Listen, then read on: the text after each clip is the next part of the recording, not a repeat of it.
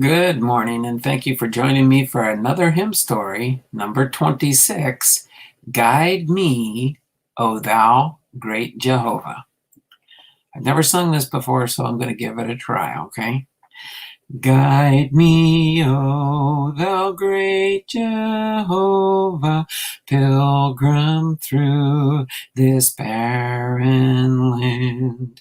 I am weak, but thou art mighty. Hold me with thy powerful hand.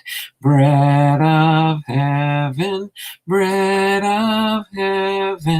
feed me till I want no more.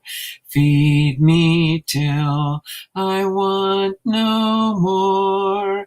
Open now the crystal fountain, whence the healing stream doth flow. Let the fire and cloudy pillar lead me all my journey through.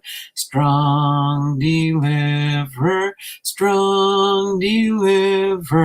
be thou still my strength and shield. Be thou still my strength and shield. When I tread the verge of Jordan, bid my anxious fears subside. Bear me through the swelling current. Land me safe on Canaan's side. Songs of praises, I will ever give to thee. I will ever give to thee. So guide me, O thou great Jehovah. The author of this hymn is William Williams from 1717 to 1791.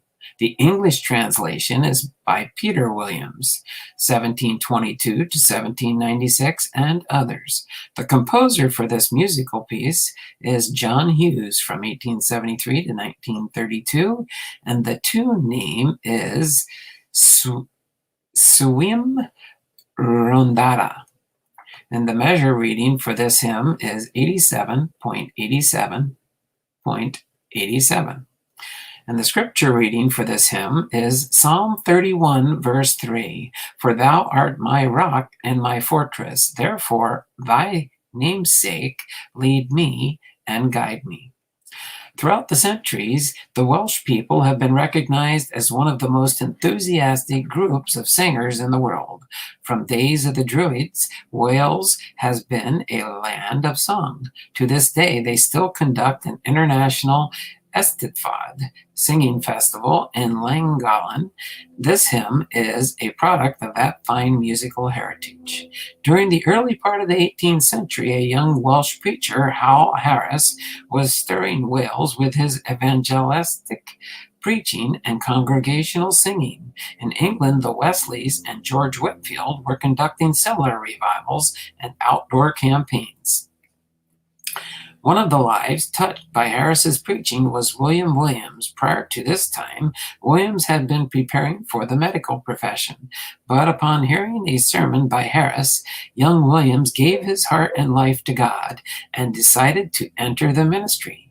He served 2 parishes in the Anglican Church for a time, but never felt at ease in the established ritualistic church. Like Harris, he decided to take all of Wales as a parish for the next 43 years, traveling nearly 100,000 miles on horseback, preaching and singing the gospel in his native tongue. Though he suffered many hardships, he was affectionately known as the sweet singer of Wales. Throughout the Wales, he was respected as a persuasive preacher.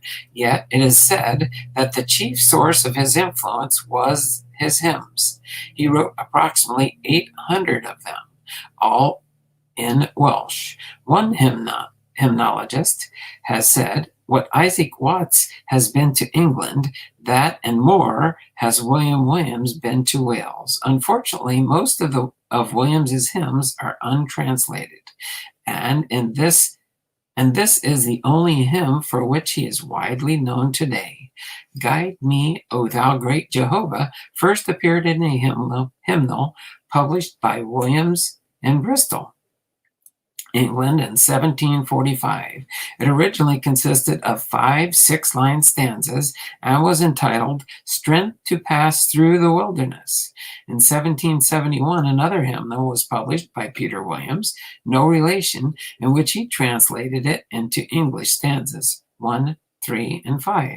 A year later, the original author, William Williams, or possibly his son John, made another English version using Peter Williams's first stanza, then translating stanzas 3 and 4 of the original hymn and adding a new 4th verse. Most hymnals today make use of only 3 of the stanzas. The imagery of the hymn is drawn wholly from the Bible. The hymn compares the 40-year journey of the Israelites to the Promised Land with the living of a Christian life as a pilgrimage through this barren land. Note the symbolic phrases throughout used: bread of heaven, manna, crystal fountain. 1 Corinthians 10, verses 3 and 4. Fire and cloudy pillar, verge of Jordan, and Canaan's side. The tune for this text was written in 1907 by John Hughes, a noted Welsh composer of a number of Sunday school marches, anthems, and hymn tunes.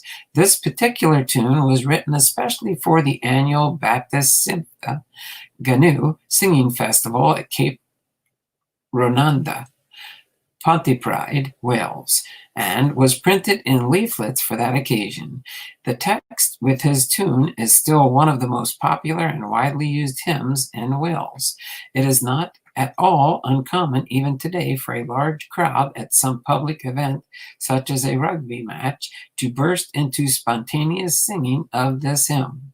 The strong symbolic text with its virile tune has had great universal appeal, evidenced by the fact that the hymn has been translated into over 75 different languages. Thank you for being with me today during this reading of Hymn Stories number 6. And look forward to seeing you in the next hymn story reading. Take care, Lord bless you, and have a wonderful and blessed day. Bye for now, and take care.